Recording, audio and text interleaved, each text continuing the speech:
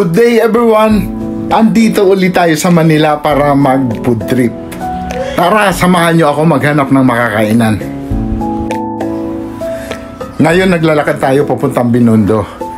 Subukan nating hanapin yung mga dating kinakainan namin na masasarap na kain.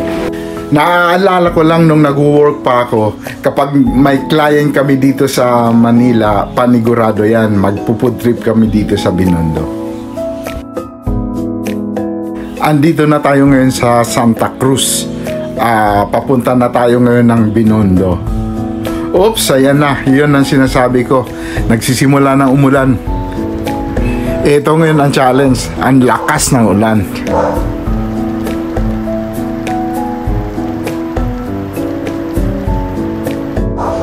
Ayun sa unahan. Meron. Tara. As usual, kapag Chinese resto, di mawawala yung siopaw. Sakto naman malamig ang panahon at nabasa kami ng ulan. Umorder kami ng ramen. Ang sarap niya, sulit na sulit sa halagang 180 per servings. Hindi ka nalugi dito. Sa lasa, authentic na Chinese food talaga.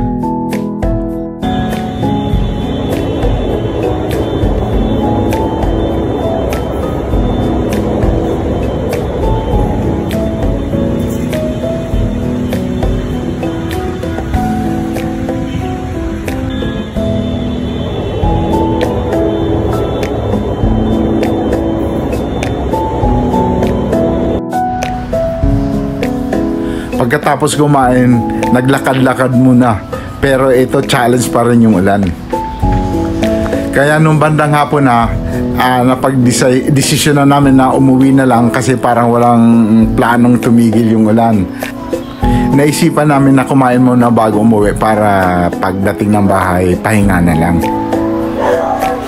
Malapit lang to sa paglabas ng Ungpin, papunta na ng Santa Cruz. Ang kagandahan dito, hindi masyadong matao, pero siyempre masarap pa rin. At ang mga siniserve naman nila dito, puro noodles naman.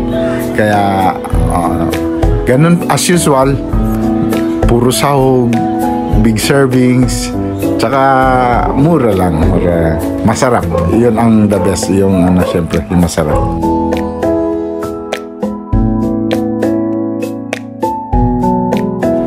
Pagkatapos, hanap tayo ng pambalansi ng panlasa dahil wala silang dessert. Ito ang available sa kanila, ice cream. Hanggang sa muli, salamat sa panonood. Paki-share naman and subscribe. Thank you.